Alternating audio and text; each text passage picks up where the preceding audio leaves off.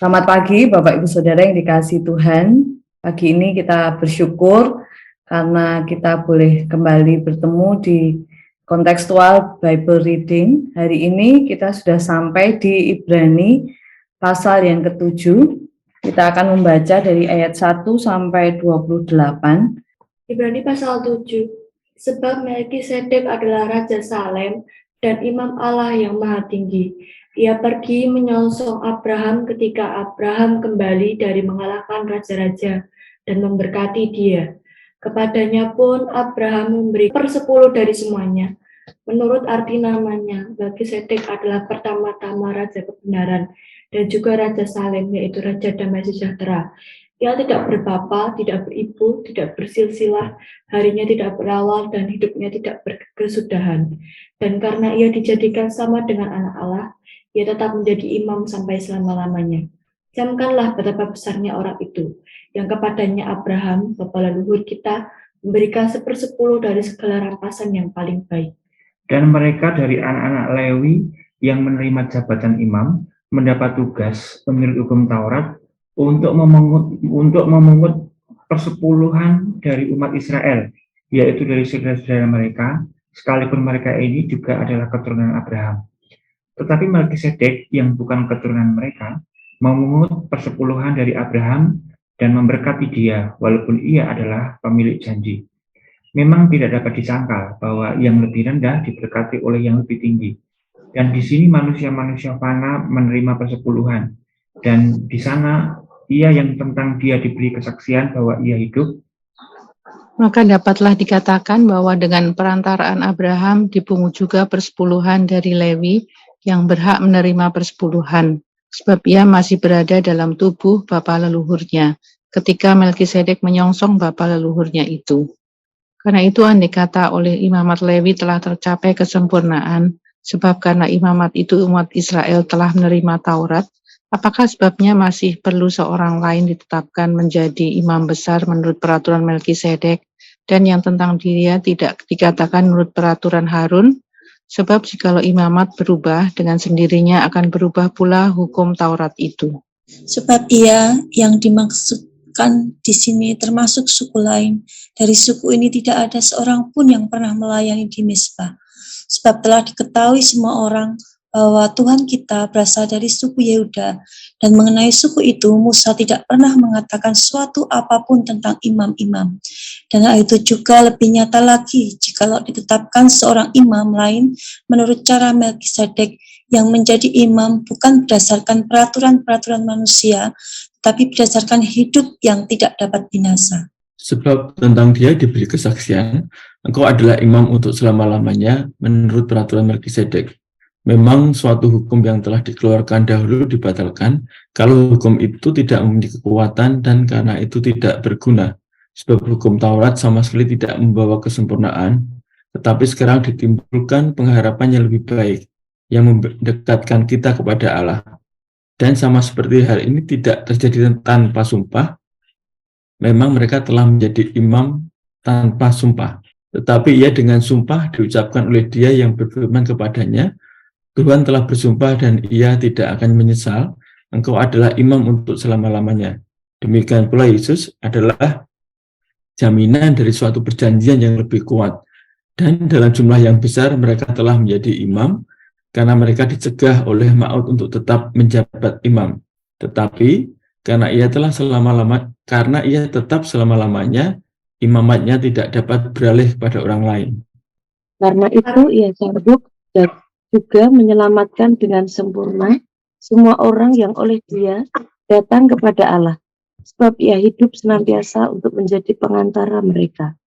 Sebab imam besar yang demikian yang kita perlukan, yaitu yang saleh, tanpa salah, tanpa noda, yang terpisah dari orang-orang berdosa, dan yang lebih tinggi daripada tingkat-tingkat surga, yang tidak seperti imam-imam besar lain, yang setiap hari harus mempersembahkan korban untuk dosanya sendiri, dan sesudah itu barulah untuk dosa umatnya.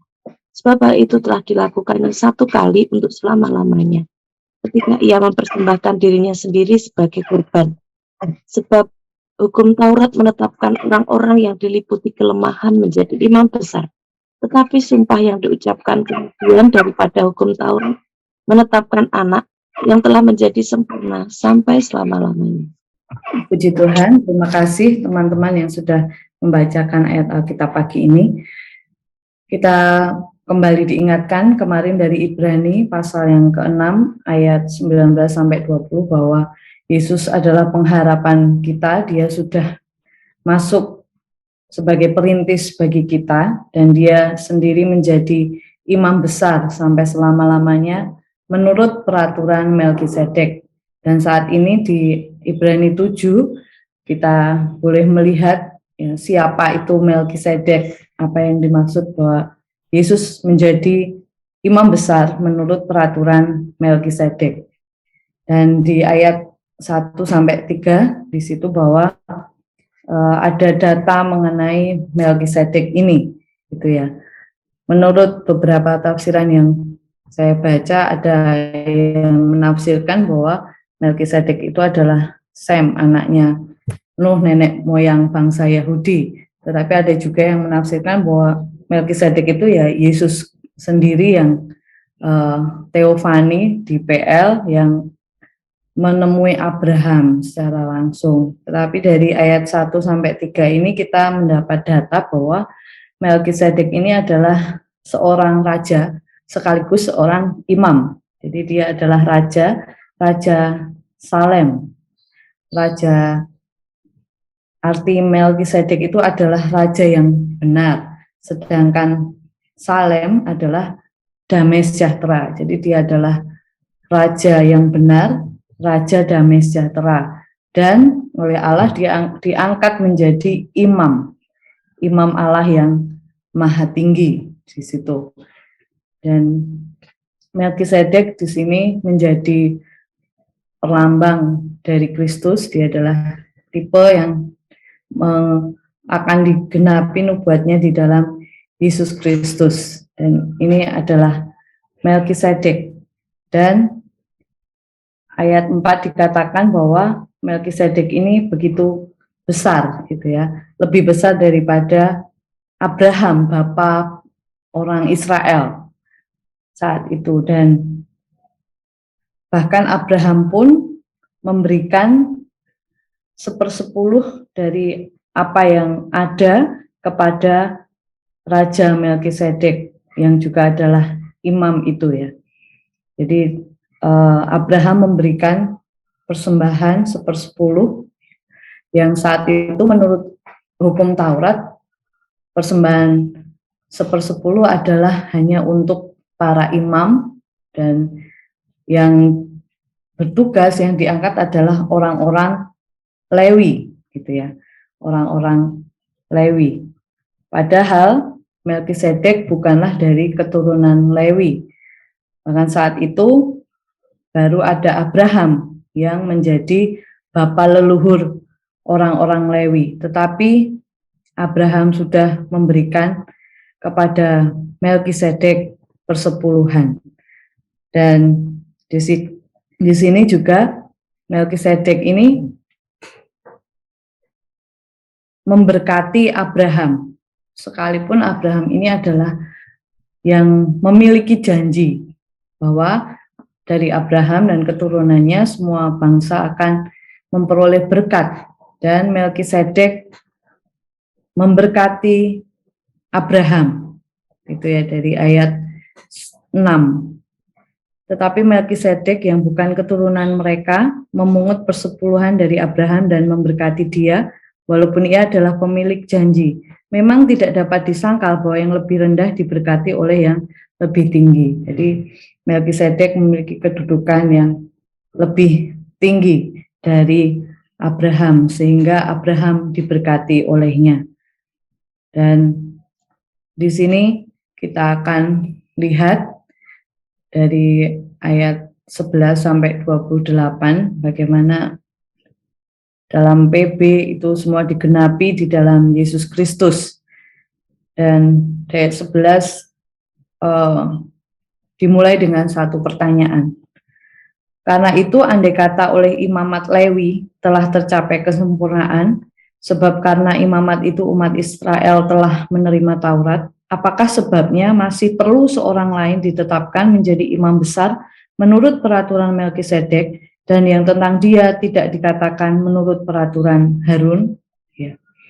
Jadi keimaman Lewi itu tidak sempurna karena berdasar peraturan-peraturan manusia dan tidak dapat tercapai oleh Lewi dan Taurat, sehingga perlu ditetapkan tadi seorang imam besar yang lain menurut peraturan Melkisedek. Jadi imam besar yang lain menurut peraturan Melkisedek itu ya. Jadi di sini di ayat 13, sebab ia yang dimaksudkan di sini, jadi Yesus Kristus itu termasuk suku yang lain, yang tidak pernah ada seorang pun yang pernah melayani di mezbah. Sebab telah diketahui semua orang bahwa Tuhan kita berasal dari suku Yehuda, dan mengenai suku itu Musa tidak pernah mengatakan suatu apapun tentang imam-imam.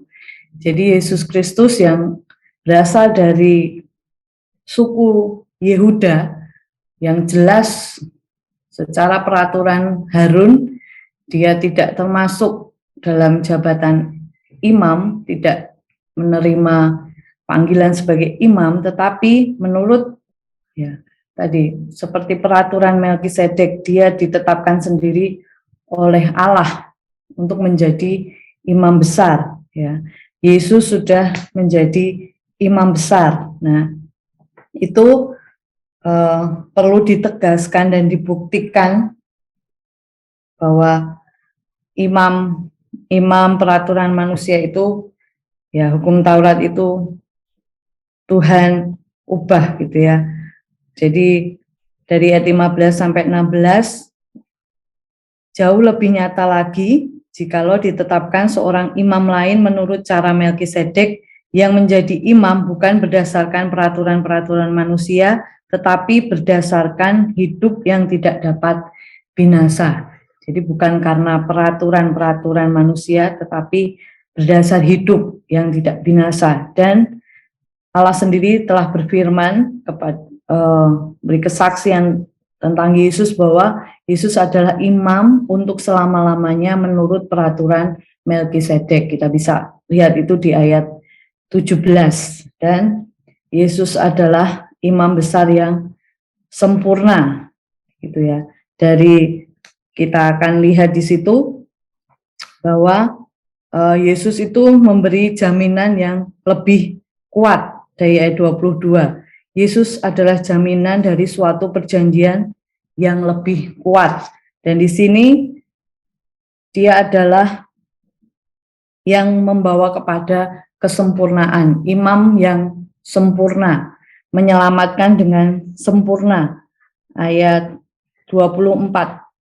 Tetapi karena ia tetap selama-lamanya, imamatnya tidak dapat beralih kepada orang lain. Kalau keimaman Lewi adalah berdasar keturunan, garis keturunan Harun, sehingga mereka dipelihara Tuhan di ayat 23 untuk mereka tetap menjadi imam-imam. Tetapi Yesus itu tetap untuk selama-lamanya. Ya. Dia menjadi imam, tidak bisa beralih kepada orang lain. Ya, dialah imam besar yang sempurna itu. Ayat 25, karena itu ia sanggup menyelamatkan dengan sempurna semua orang yang oleh dia datang kepada Allah. Sebab ia hidup senantiasa untuk menjadi pengantara mereka. Ya, Yesus menyelamatkan dengan sempurna setiap orang yang mau datang kepada Allah melalui dia. Dan karena ia hidup senantiasa menjadi pengantara. Ya. Imam adalah pengantara antara umat dengan Allah. Dan Yesus sudah menjadi pengantara. Dia hidup senantiasa. Dan inilah imam besar yang kita perlukan. Dari ayat 26, imam besar yang saleh, tanpa salah, tanpa noda, yang terpisah dari orang-orang berdosa. Dan dia lebih tinggi dari apapun, bahkan dari semua yang ada di surga. Dia adalah anak Allah yang maha tinggi. Dia sudah duduk di sebelah kanan Allah. karena dia berbeda dari imam-imam yang menurut manusia tadi. Di ayat 27, ya, imam besar yang lain harus mempersembahkan korban penebus dosa terlebih dahulu untuk dirinya sebelum dia membawa umat kepada Allah. Tetapi Yesus sudah mempersembahkan bahkan dirinya sendiri sebagai korban dan hanya perlu satu kali ya, untuk menjadi berkenan di hadapan Tuhan, dan dia bisa menjadi pengantara antara umat dengan Allah, dan korbannya adalah dirinya sendiri. Dia adalah korban yang sempurna, tanpa cacat, tanpa celah, tanpa dosa, tanpa noda. Itulah imam besar yang kita perlukan, dan sungguh luar biasa. Dia bisa menyelamatkan dengan sempurna setiap orang yang datang kepadanya. Dan kita bersyukur di ayat 28, sebab hukum Taurat menetapkan orang-orang yang diliputi kelemahan menjadi imam besar.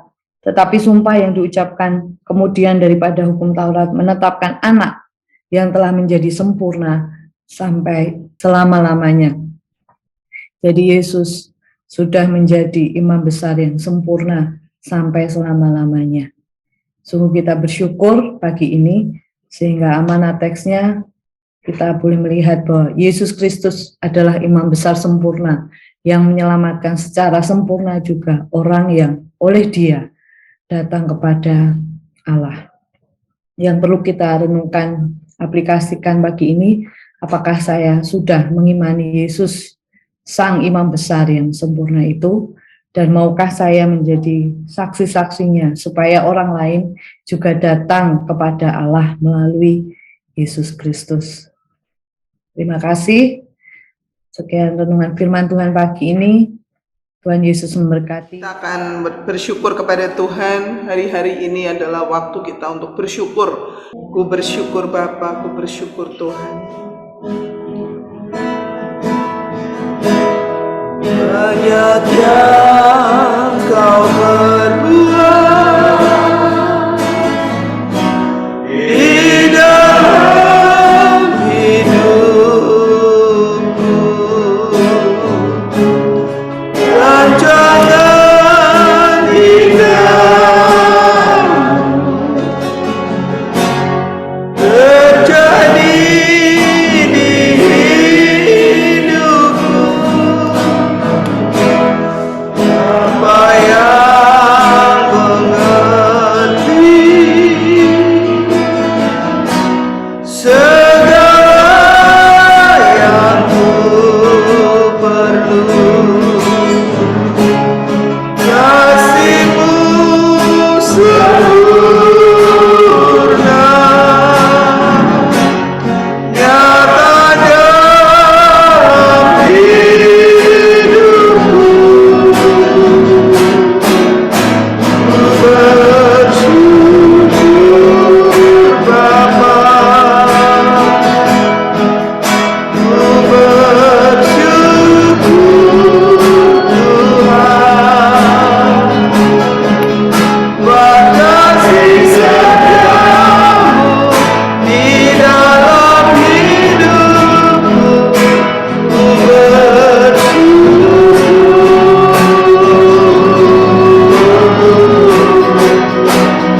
bersyukur Bapa, ku bersyukur Tuhan, buat kasih setiamu di dalam hidupku. Ku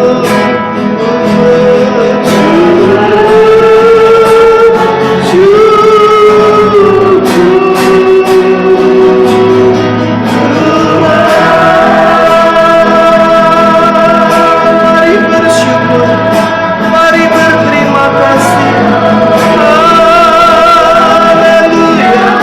Terima kasih. Mari kita bersyukur kepada Tuhan. pada Yesus Imam Besar Agung yang tanpa noda, tanpa celah, yang terus menjadi pengantara buat setiap doa-doa kita selama ini. Mengucap syukur kepada Tuhan karena Yesus Kristus sudah memberi dirinya sebagai korban persembahan yang hidup dan kita boleh diselamatkan. Mari kita bersyukur bersama. Bapa Surgawi, aku bersyukur kepadamu Tuhan, oleh karena kasih kemurahan Tuhan, oleh karena kebaikan Tuhan, kami terus boleh ada, kami terus boleh mengalami Tuhan, pertolongan Tuhan. Terima kasih karena Engkaulah imam besar kami yang agung, Engkaulah imam besar yang ajaib. Kami bersyukur kepadamu, berterima kasih Tuhan karena Engkau baik dan sungguh baik bagi kami. Kami mengucap syukur kepadamu Tuhan, kami bersyukur, berterima kasih Tuhan. Terima kasih Tuhan, terima kasih. Haleluya, haleluya. Engkaulah pengantara setiap doa-doa yang kami naikkan kepada Bapa, sehingga kami boleh berkenan di hadapan Tuhan. Terima kasih Tuhan, terima kasih.